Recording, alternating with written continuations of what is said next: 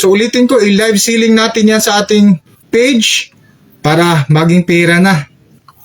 Ayan.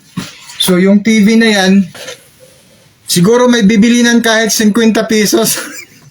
Oras na makabenta tayo. Mag-save tayo ng konti para ipagpatuloy ko yung aking nasimulang charity. So ano pang inantay natin? Let's go!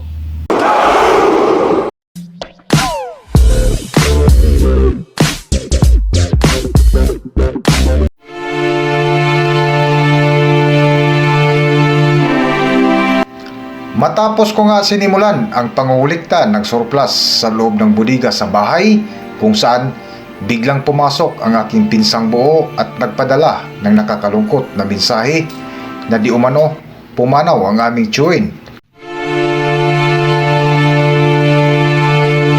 So ngayon mga kakibat, pansamantala ko munang itigil yung aking pangungulikta dito dahil isang bad news nga yung natanggap ko mula sa aking pinsang buo, kung saan ituloy ko lang yung pagkikipagkwentuhan sa kanya ngayon. So maraming salamat. At dahil nga sa nakakalungkot na balita ay pansamantalang itinigil ko muna ang pangulikta ng mga surplus items dito sa loob ng bahay para dumalaw muna ako sa huling araw ng aking tiyuin, at kinabukasan nga ay maaga ako gumising kung saan ipinagpatuloy ko uli ang pangungulikta.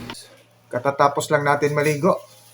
So ngayong araw mga kakibat, so ipagpatuloy natin yung pangungulikta ng ating mga second hand items. So mga good items yung kuliktahin natin dito sa bodega mamaya. Nahinto nga nung nakaraang linggo dahil sunod-sunod yung problemang dumating. So bago natin pagpatuloy yung ating pangungulikta ng mga gamit, magkape lang tayo saglit. Let's go! So, breakfast lang tayo saglit. Ayan o. Saging at kape.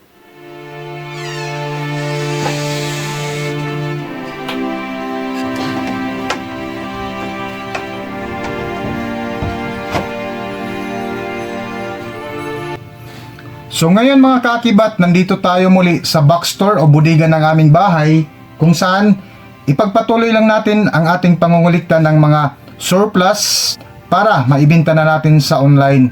Oras na makabenta tayo. Mag-save tayo ng konti para ipagpatuloy ko yung aking nasimulang charity. So ano pang inantay natin? Let's go! So ngayon mga kakibat, ilabas ko lang yung Christmas tree dahil nag-request si Mrs. Ayan.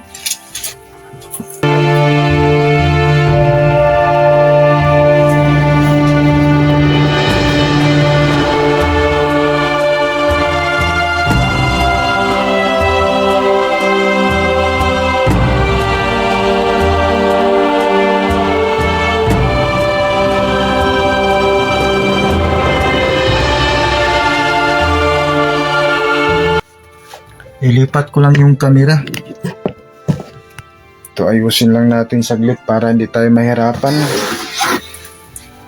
So nandito tayo ulit ngayon sa bodega para pagpatuloy ko lang yung pangungulikta ng mga second-hand items dito sa bodega namin. Basta pagkatapos po natin makulikta lahat yung mga gamit dito sa bodega, so abangan nyo yan dahil i-live ceiling na natin dito sa ating page. Maaring mamaya o bukas ng gabi. So basta gabi natin gagawin yung ating live ceiling. So gagawin natin ngayon, lilinisan ko lang yung bodega dito ngayon. Tapos so live ceiling natin, mga good items po yan. Kung baga, yung mga gamit namin na hindi na namin nagamit para mapakinabangan naman sa iba. So let's go, ayusin ko lang. Ayan, may mga TV pa dito. Ayan. So yung TV na yan, gumagana pa yan. So hindi na namin ginamit. Dahil isa, dalawa, tatlo. May tatlo kaming TV. Isa sa sala, isa sa kusina, at isa sa kwarto. So yung TV na yan, so ipakita ko lang para makita nyo. So ayan o. Yan. Siguro may bibilinan kahit 50 pesos. Baka mayroong kukuha pag i-live ceiling natin yan. Dahil hindi na nga namin yan ginamit. Dahil sulitin ko, meron kaming TV doon sa sala. May TV dito sa kusina at may TV din doon sa kwarto. So ito yung nakastock namin ng mga gamit dito na hindi na namin ginamit. So gawin ko nga ngayon. Pagsamasamahin ko yan lahat para i-live selling yan natin dito sa ating Facebook page. So hindi ko alam pag nakulikta ko to lahat, so ulitin ko baka mamaya o bukas natin sisimulan yung ating live selling para maging pira na. Babawasan pa yung kalat dito sa loob ng bahay. Malinis pa at magkapira pa. So let's go!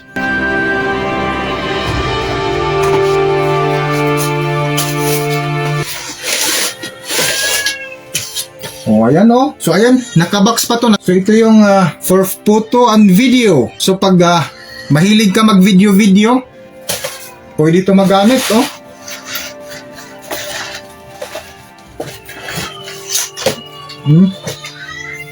Ayan oh.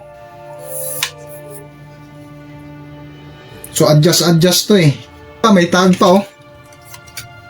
So mga bago pa nga to, marami pang mga bago dito na hindi pa namin nagamit.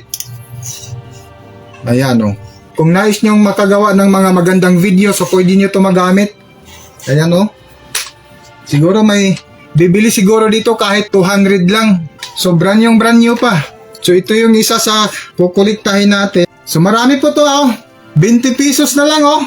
Leader bag pambabae. Ayan, may mga pouch.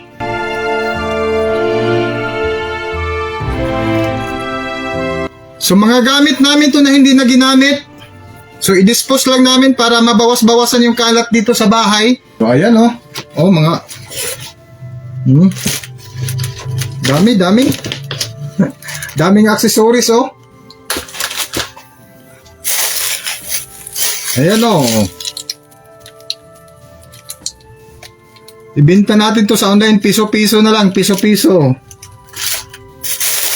Ayan mga turban.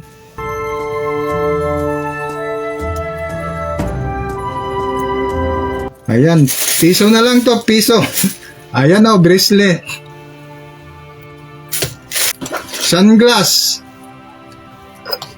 50 na lang o 20 pesos na lang o piso na lang to. So abangan nyo yan dahil bagsak presyo. Bagsak presyo ang ating online selling. Mga sikanhan.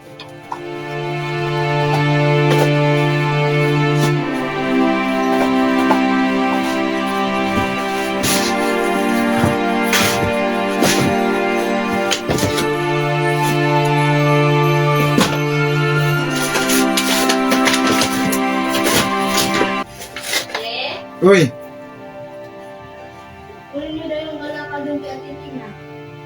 Yung kalakal? Sige ba tapos dyan? Matagal pa to kasi simula ko pa lang eh. Ngayon ah.